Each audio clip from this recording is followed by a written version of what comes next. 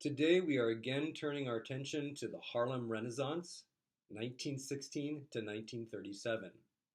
And I'll be focusing today on the Renaissance in music, sculpture, and painting. But first, a short bit of review.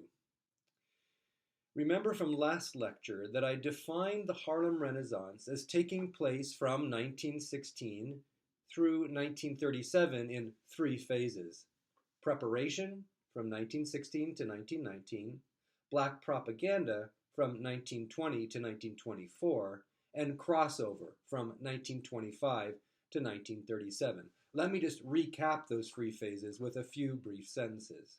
So as I said, I defined the first phase as preparation from 1916 through 1919, a period marked on the one end by Grimke's play Rachel, and on the other by the return of black troops from World War I and the concomitant sense of both betrayal to the promise of democracy, which is also expressed in the 1919 Red Summer poem by Claude McKay, If We Must Die, as well as by the determination to forge a new path not dependent to the same degree as in the past on white approval. The second period or phase of the Harlem Renaissance is that of black propaganda from 1920 to 1924, which includes the publication of the first all-black Broadway production of Shuffle Along, and is defined by publication and artistic production by and for the black community. And then the phase from 1924 to 1937, which begins with the entry of black writers into the white publishing world, and ends with the publication of Zora Neale Hurston's Their Eyes Were Watching God, the final great novel of the Harlem Renaissance period. Now, I'm going to argue today that much of this period is exemplified in the life of one woman. So here's my question that I begin with. Who drew 15,000 mourners to her funeral in 1931? Mourner after mourner filed by this woman's open, lavish casket. At her funeral, a quartet from one of the Harlem nightclubs performed the Bontemps Quartet, their song, Steal Away to Jesus. Langston Hughes read a poem in this person's honor, and politician and organizer Mary McLeod Bethune offered comments. This woman in question had died the night of August 17, 1931, after eating a snack of lobster and chocolate cake and washing it down with champagne in the middle of the night. Her name? Aurelia Walker, daughter of African-American hair care Madam C.J. Walker. Today we will review the themes of the Harlem Renaissance and expand on them by examining the life of Aurelia Walker. I will argue that she captures the soul of the new Negro Renaissance. Aurelia Walker.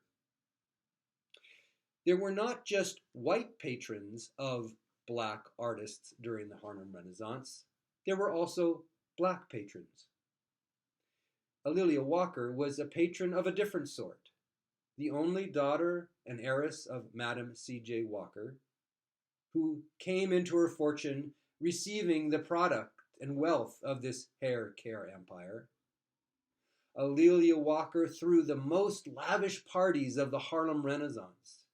She was a striking figure at 6 feet tall and further accentuated her height by wearing high heels and feathered hats.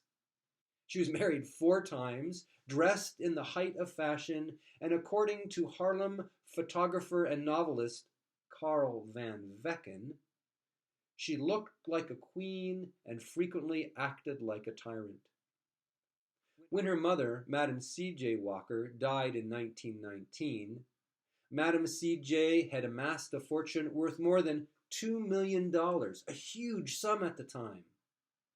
Although she had only inherited a third of her mother's hair care empire, the rest had been given to charities, Aurelia did inherit her mother's mansion called Villa Lewaro, a huge, ornate, and sprawling edifice that Aurelia was purportedly afraid to be in by herself. Aurelia chose a different path than her mother by not contributing to charities or investing in the hair care business, but instead Aurelia turned her energies toward developing a high society in Harlem. She was a magnet that drew in the iron filings of the new Negro movement, those that Zora Neale Hurston called the Negrotarians. At the parties Aurelia threw, she brought together whites and blacks, gay men and lesbian women, singers, writers, and royalty. Through her party patronage, she brought together artists from a wide variety of artistic expression at the mansion she inherited from her mother, Villa Lewaro. When guests arrived at the mansion for one of her weekend soirees, African-American servants dressed in white wig, doublet, and hose greeted the guests and escorted them into lavishly decorated rooms and served them opulent meals. She also transformed her mansion on 136th Street in Harlem into a salon named the Dark Tower, where the leading lights of the Harlem Renaissance, that is, the new Negro movement, could gather for drinking, dancing, bridge, conversation, and readings. She brought together stars from the nightclub scene in Harlem for a wide variety of musical presentations. Although not confirmed, stories circulated that at some of her parties, the white guests received pig's feet, chitterlings, and bathtub gin, while the black guests were seated in separated and more posh quarters and dined on caviar, pheasant, and champagne. Now, we need to put Aurelia's parties in historical context. They were very different from the rent parties common in Harlem during the Renaissance. What were these rent parties? In these rent parties, African American residents of Harlem, when faced with a rental payment that they could not afford, might hold a rent party. Given that the black residents of Harlem were paying $12 to $30 more per month than white renters for similar properties elsewhere in Manhattan, and were being paid less than white workers for similar positions, it's no wonder that rent parties became necessary. They were publicized with inexpensive printed flyers, and those who came were offered Southern comfort food and a small admission price from 10 to 50 cents to someone's apartment. Usually they would find live music there. They could buy food and booze and dance, and thus the rent was paid. During the Harlem Renaissance, sexual tolerance was widespread. We would also note the presence of gays and lesbians at Walker's parties, and this was not accidental. On the one hand, African American church leaders in Harlem preached an anti-homosexual gospel. On the other hand, Harlem fostered and celebrated an active homosexual nightlife. As one period commentator noted, "You just did what you wanted to do. Nobody was in the closet. There wasn't any closet."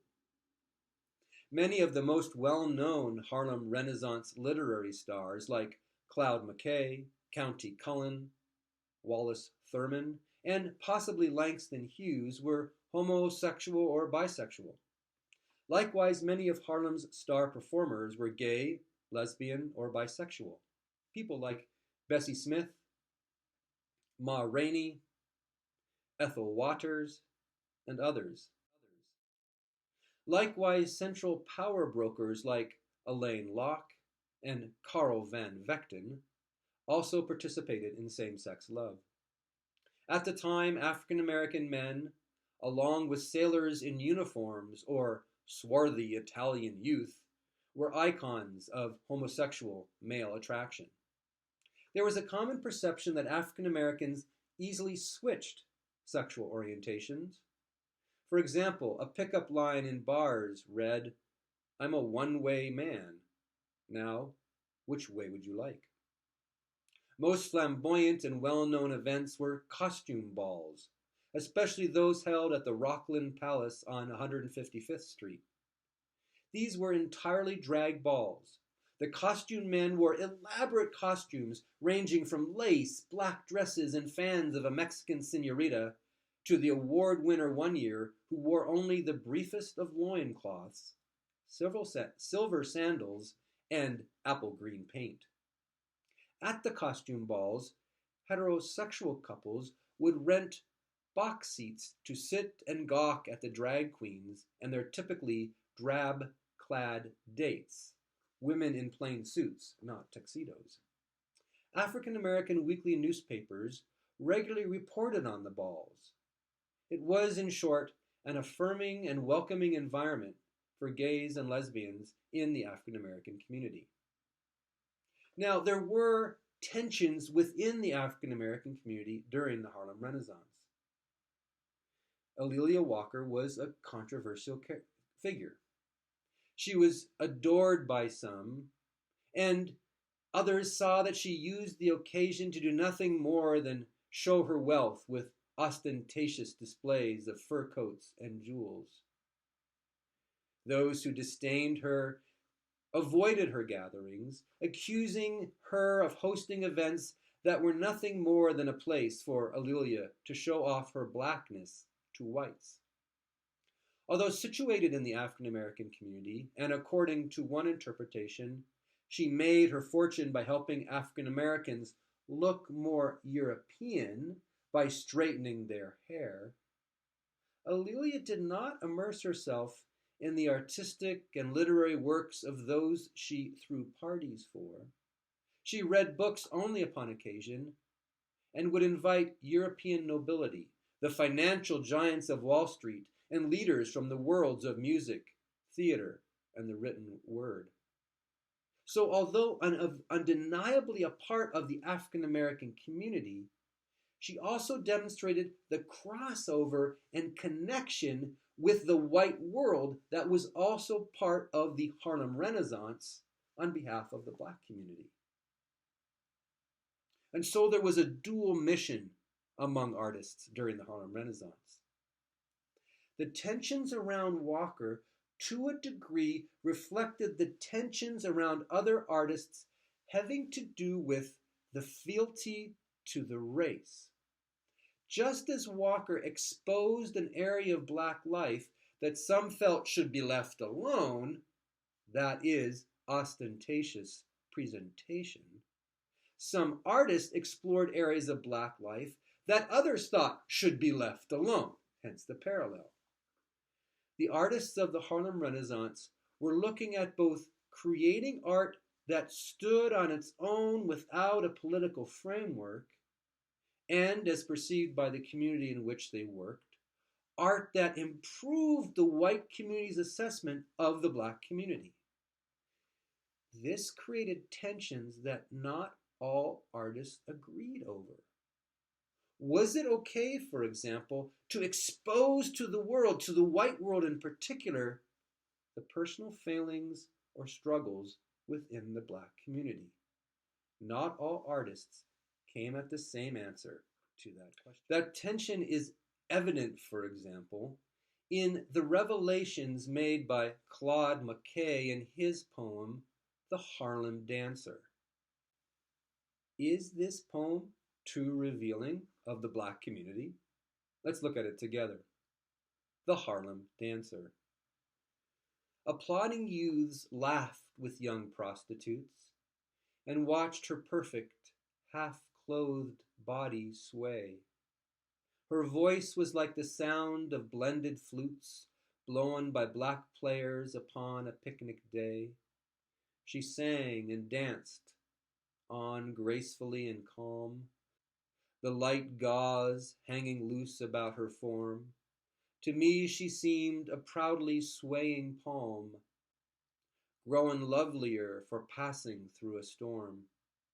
Upon her swarthy neck black shiny curls luxuriant fell, and tossing coins in praise, the wine-flushed, bold-eyed boys, and even the girls, devoured her shape with eager, passionate gaze.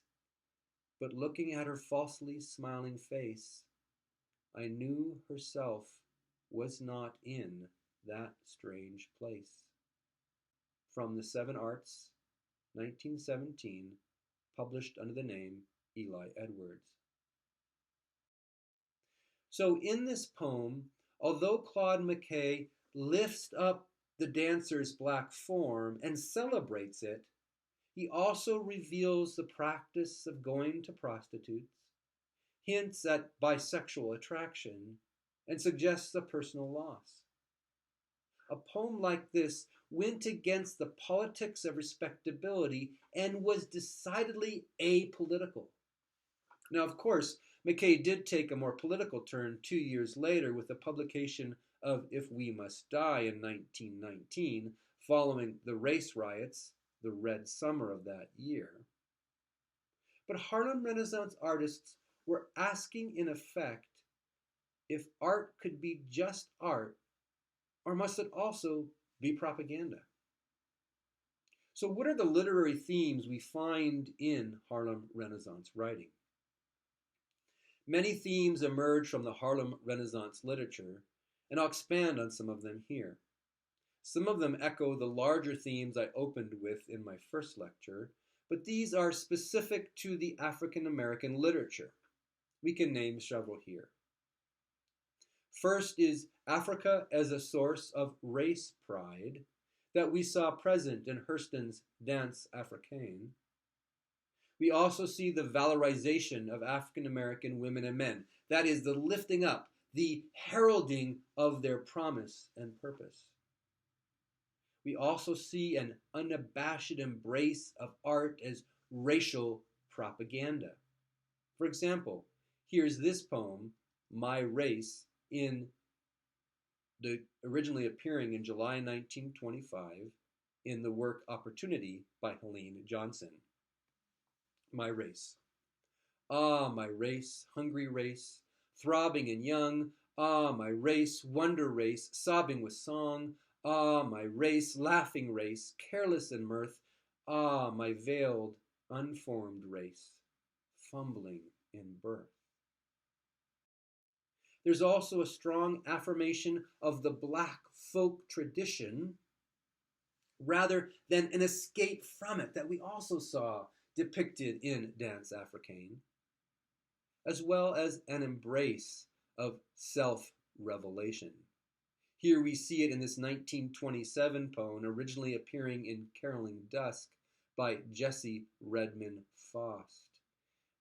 Note here in this poem her willingness to expose her inner emotions in this description of her unrequited love for W.E.B. Du Bois.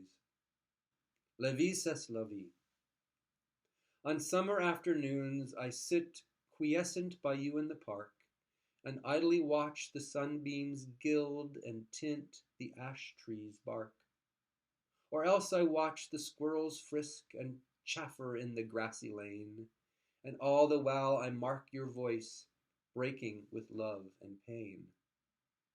I know a woman who would give her chance of heaven to take my place, to see the love light in your eyes, the love glow on your face. And there's a man whose lightest word can set my chilly blood afire. Fulfillment of his least behest defines my life's desire. But he will none of me, nor I of you, nor you of her. 'Tis said the world is full of jests like these. I wish that I were dead.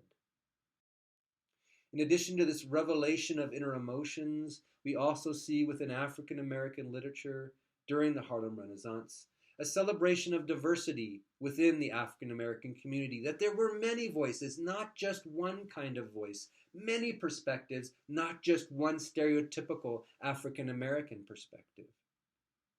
There was a focus on defining the new Negro as an identity not based on depression. This was an identity that the African American community was choosing because of their ability, because of their prowess, because of their gifts and talents, not an identity based on being oppressed. We also saw within the Harlem Renaissance in African American literature the centrality of the images, metaphors, and narratives of the Christian community. This here evident in this 1925 poem originally appearing in the magazine Color by County Cullum. Yes, do I marvel.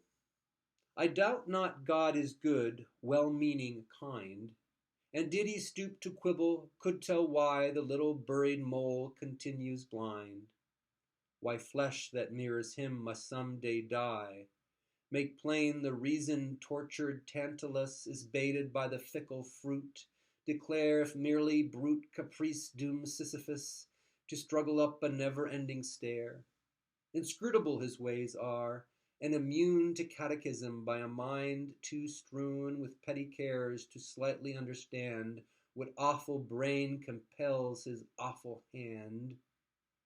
Yet do I marvel at this curious thing, to make a poet black and bid him sing.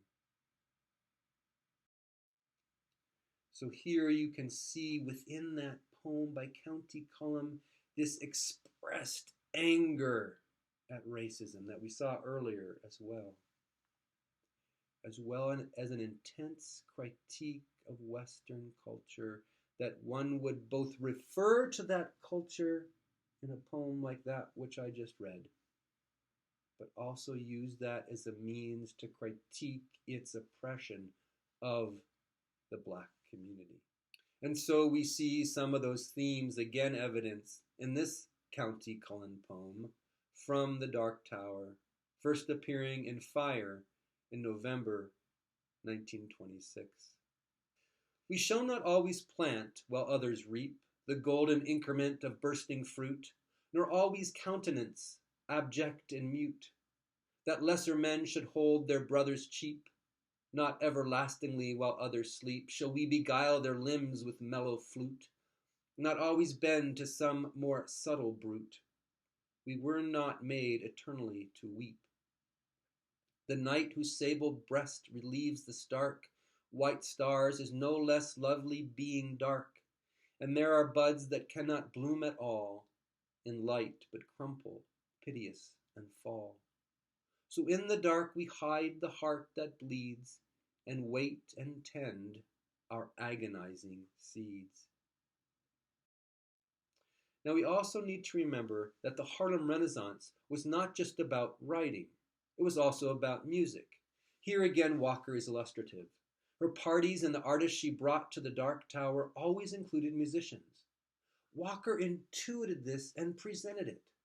Perhaps even in a more fundamental way, the new musical forms of blues and jazz were at the very heart and soul of the Harlem Renaissance, because it was around music that artists gathered and the community found a new home, a collective space to gather that was not just the church.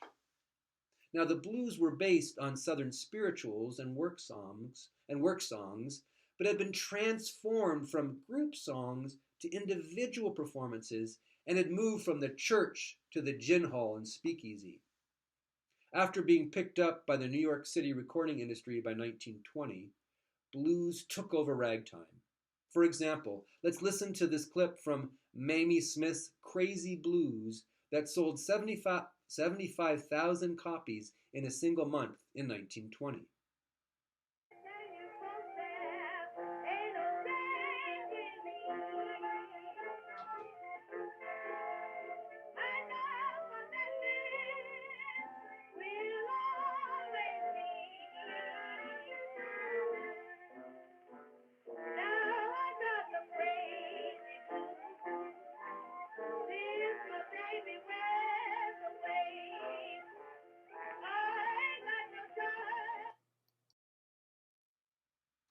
Jazz also emerged during this time period as a combination of the rhythm and melodies of Africa with the harmonic forms of Europe.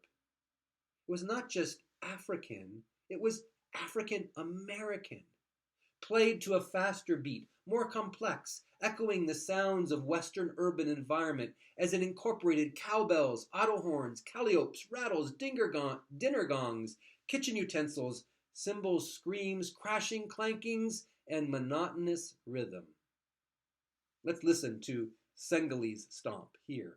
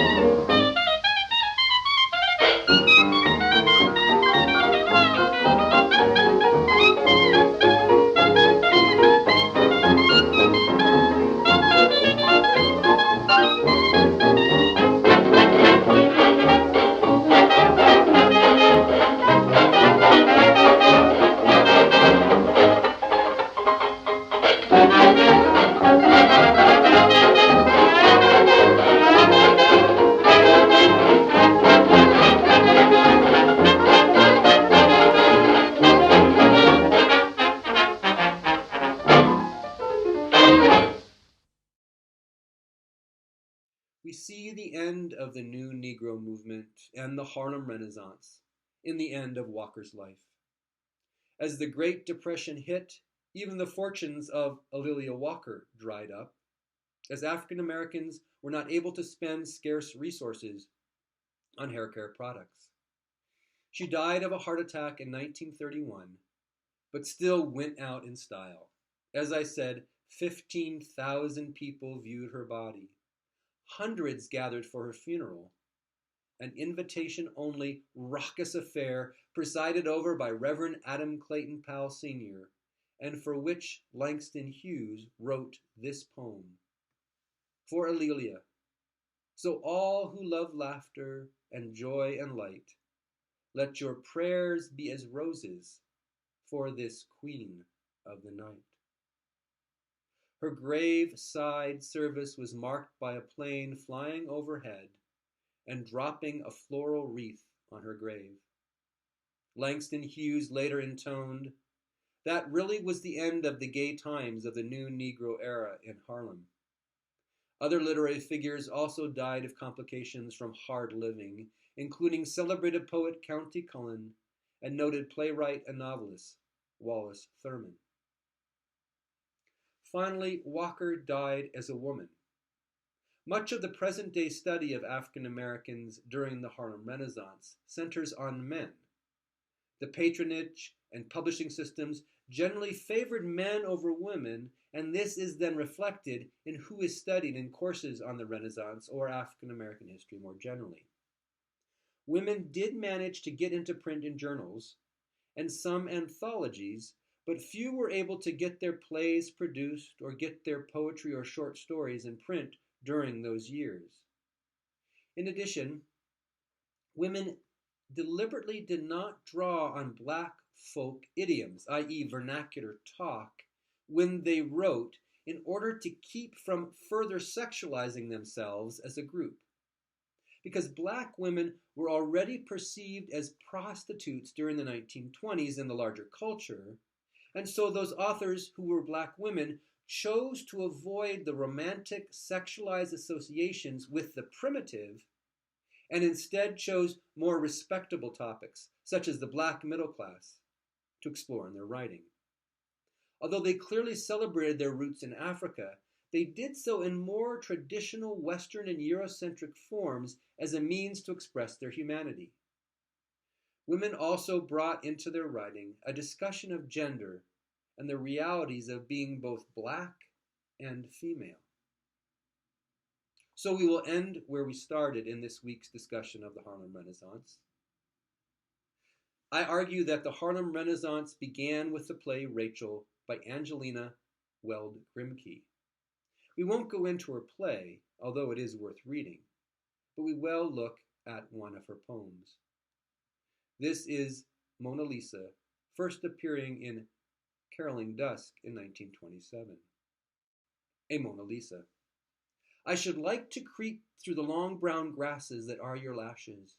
I should like to pose on the very brink of the leaf-brown pools that are your shadowed eyes. I should like to cleave without sound their glimmering waters, their unrippled waters. I should like to sink down and down and down and deeply down. Would I be more than a bubble breaking, or an ever-widening circle ceasing at the marge? Would my white bones be the only white bones wavering back and forth in their depths?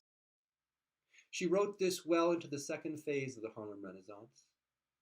Note some shift in this poem away from black propaganda, but there's still a strong emphasis on racial pride, playing with black-white images, and some sense from backing away from primitivism.